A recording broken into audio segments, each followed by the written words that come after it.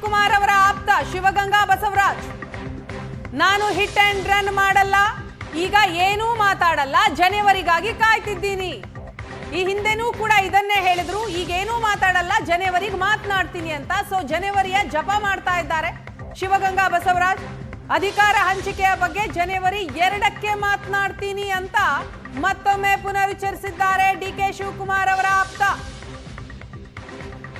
ಒಂದು ಕಡೆ breakfast meeting ಮಾಡೋದರ ಮುಖಾಂತರ ಕುರ್ಚಿ ಸಂಘರ್ಷಕ್ಕೆ ತಾತ್ಕಾಲಿಕ ಕದನ ವಿರಾಮವನ್ನ ಹೇಳಲಾಗಿದೆ. ಇದರ ನಡುವಿನಲ್ಲಿ ಒಂದು ಕಡೆ ಯತೀಂದ್ರ ಸಿದ್ದರಾಮಯ್ಯನವರು ಕೊಟ್ಟಂತಹ ಸ್ಟೇಟ್ಮೆಂಟ್, ಮತ್ತೊಂದು ಕಡೆ ಶಿವಗಂಗಾ ಅವರು ಕೊಟ್ಟಂತಹ ಸ್ಟೇಟ್ಮೆಂಟ್.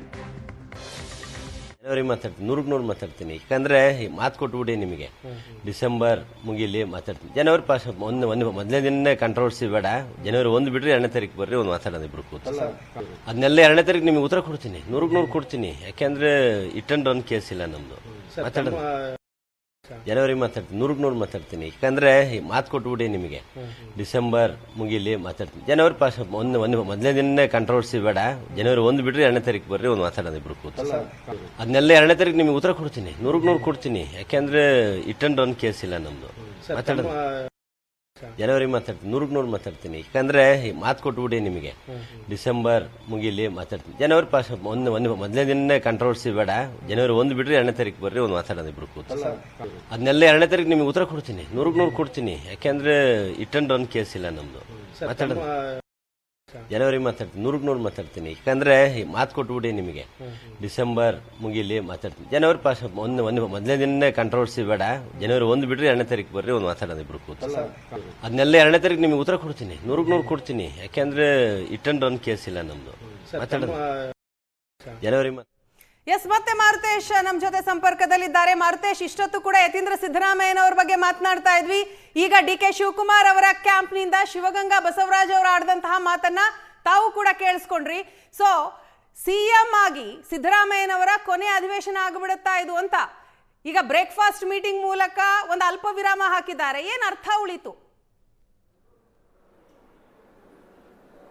ಈಗ ಬಸವರಾಜ್ ಶಿವಗಂಗಾ ಅದು ಮೊದಲಿಂದಲೂ ಹೇಳ್ತಾ ಇದ್ದಾರೆ, ಅಂದ್ರೆ ಯಾವಾಗ ಅವರಿಗೆ ನೋಟಿಸ್ ಕೊಟ್ಟರು ಅದಾದ್ಮೇಲೆ ಅವರಿಗೆ ಈ ಬೆಳವಣಿಗೆಗಳಲ್ಲಿ ಆದಂತ ಹಿನ್ನೆಲೆಯಲ್ಲಿ ಹೈಕಮಾಂಡ್ ಮಧ್ಯಪ್ರವೇಶ ಮಾಡಿದೆ, ಒಂದು ತೀರ್ಮಾನ ಮಾಡುತ್ತೆ ಅನ್ನುವಂಥ ವಿಶ್ವಾಸ ಅವರಿಗಿದೆ. ಅಧಿವೇಶನದ ಮುನ್ನ ತೀರ್ಮಾನ ಮಾಡೋದು ಬೇಡ ಅನ್ನುವ ಕಾರಣಕ್ಕಾಗಿ ಹೈಕಮಾಂಡ್ ಸುಮ್ಮನೆ ಇದೆ ಅನ್ನುವಂಥ ವಿಶ್ವಾಸ ಡಿ ಕೆ ಶಿವಕುಮಾರ್ ಬಣದಲ್ಲಿರ್ತಕ್ಕಂಥ ಶಾಸಕರಲ್ಲಿ ಇದೆ. ಅಧಿವೇಶನದ ಬಳಿಕ ಅಂದ್ರೆ ಇದೇ ಡಿಸೆಂಬರ್ನ ಒಳಗೆ ಒಂದು ತೀರ್ಮಾನವನ್ನು ನಿಶ್ಚಿತವಾಗಿಯೂ ಹೈಕಮಾಂಡ್ ಮಾಡುತ್ತೆ ಅನ್ನುವ ಕಾರಣಕ್ಕಾಗಿಯೇ ಅಲ್ಲಿಯ ತನಕ ನಾವು ಮಾತನಾಡೋದು ಬೇಡ ಅಂತೇಳಿ ಪದೇ ಪದೇ ಬಸವರಾಜ್ ಶಿವಗಂಗಾ ಅವರು ಜನವರಿಯನ್ನು ಎದುರು ನೋಡ್ತಾ ಇದ್ದಾರೆ. ಡಿಸೆಂಬರ್ ಅಂತ್ಯದ ಒಳಗೆ ಒಂದು ನಿಶ್ಚಿತವಾದಂಥ ತೀರ್ಮಾನವನ್ನು ಹೈಕಮಾಂಡ್ ತೆಗೆದುಕೊಳ್ಳುತ್ತೆ. ಅಧಿವೇಶನದ ಬಳಿಕ ಈ ಆಕ್ಟಿವಿಟಿ ಕಾರಣ ಆಗುತ್ತೆ. ಹೈಕಮಾಂಡ್ ಇಬ್ಬರನ್ನು ಕರೆದು ಸೂಚನೆಯನ್ನ ಕೊಡ್ತಾರೆ, ಯಾವಾಗ ಏನು ಅನ್ನುವಂಥ ಒಂದು ತೀರ್ಮಾನವನ್ನ ಇಬ್ಬರಿಗೂ ತಿಳಿಸ್ತಾರೆ ಅನ್ನುವಂಥ ವಿಶ್ವಾಸವನ್ನ ಡಿ ಕೆ ಶಿವಕುಮಾರ್ ಬಣದಲ್ಲಿರ್ತಕ್ಕಂಥ ಶಾಸಕರು ಇಟ್ಕೊಂಡಿದ್ದಾರೆ. ಆ ಕಾರಣಕ್ಕಾಗಿ ಬಸವರಾಜ್ ಶಿವಗಂಗಾ ಜನವರಿ 1ನೇ ತಾರೀಕು ತನಕ ಕಾಯಿರಿ, 2ನೇ ತಾರೀಕು ಏನು ಆಗದೇ ಇದ್ದಾಗ ನಾನು ಆಗ ಮಾತನಾಡ್ತೀನಿ ಅಂತ ಹೇಳ್ತಿದ್ದಾರೆ. ಅಂದ್ರೆ ಇದರ ಅರ್ಥ ಅಷ್ಟರ ಒಳಗೆ ಹೈಕಮಾಂಡ್ ತೀರ್ಮಾನ ಮಾಡದೇ ಇದ್ರೆ ಈ ಬೆಳವಣಿಗೆಗಳು ತಾರಕಕ್ಕೆ ಹೋಗುತ್ತೆ. ಆಮೇಲೆ ಈ ಆಕ್ಟಿವಿಟಿಯಲ್ಲಿ ಇದ್ದಂತಹ ಬಸವರಾಜ್ ಶಿವಗಂಗಾ ಅಂಡ್ ಟೀಮ್ ದೆಹಲಿಗೆ ಕೂಡ ಹೋಗಿದ್ರು, ಡಿಸಿಎಂ ಪರವಾಗಿ ಮಾತನಾಡ್ತಾ ಇದ್ರು. ಹೀಗಾಗಿ ವೇಟ್ ಮಾಡಿ ಅನ್ನುವಂಥ ಸೂಚನೆ ಬಂದಿರೋ ಕಾರಣಕ್ಕಾಗಿ ಜನವರಿ 1ನೇ ತಾರೀಕಿನ ತನಕ ಕಾಯ್ತಾರೆ. ಅದಾದ್ಮೇಲೆ ಬೆಳವಣಿಗೆಗಳು ನಿಶ್ಚಿತವಾಗಿಯೂ ಆರಂಭ ಆಗುತ್ತೆ. ಅದರ ಮುನ್ಸೂಚನೆಯೇ ಶಿವಗಂಗಾ ಅವರ ಹೇಳಿಕೆ. ಇದು ಒಂದು ಕಡೆ. ಇನ್ನೊಂದು ಕಡೆ ಯತೀಂದ್ರ ಅವರು ಪದೇ ಪದೇ ಹೇಳಿಕೆಯನ್ನು ಕೊಡ್ತಾ ಇದ್ದಾರೆ. ಅವರ ಮೇಲೆ ಅವರನ್ನ ನಿಯಂತ್ರಣ ಮಾಡಲಿಕ್ಕೆ ಸಾಧ್ಯ ಆಗ್ತಾ ಇಲ್ಲ ಮತ್ತು ಹೈಕಮಾಂಡ್ ಕೂಡ ನೋಟಿಸ್ ಕೊಡುವಂಥದ್ದಾಗ್ಲಿ ಆಗ್ತಾ ಇಲ್ಲ. ಯಾಕಂದ್ರೆ ಕೇವಲ ಸಿಎಂ ಡಿಸಿಎಂ ಪರ ಘೋಷಣೆ ಕೂಗಿದ್ರು ಅನ್ನುವ ಕಾರಣಕ್ಕಾಗಿ ಮಂಗಳೂರಿನಲ್ಲಿ ಎಐಸಿಸಿಯಿಂದ ನೋಟಿಸ್ ಬರುತ್ತೆ.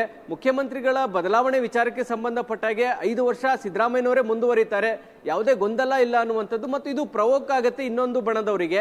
ಅಂಥ ಹೇಳಿಕೆಗಳನ್ನು ಕೊಡುವಂತ ಯತೀಂದ್ರ ಅವರಿಗೆ ಇಲ್ಲಿಯ ತನಕ ಯಾಕೆ ನೋಟಿಸ್ ಕೊಡಲ್ಲ ಅನ್ನುವಂಥ ಸಹಜವಾದ ಪ್ರಶ್ನೆ ಡಿ ಕೆ ಶಿವಕುಮಾರ್ ಬಣದಲ್ಲಿ ಇರ್ತಕ್ಕಂಥ ಶಾಸಕರಲ್ಲಿ ಇದೆ.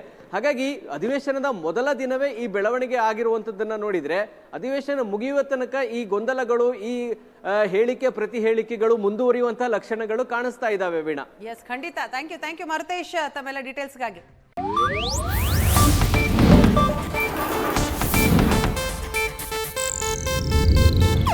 ಇದು ಏಷ್ಯಾನೆಟ್ ನ್ಯೂಸ್ ನೆಟ್ವರ್ಕ್ ಪ್ರಸ್ತುತಿ.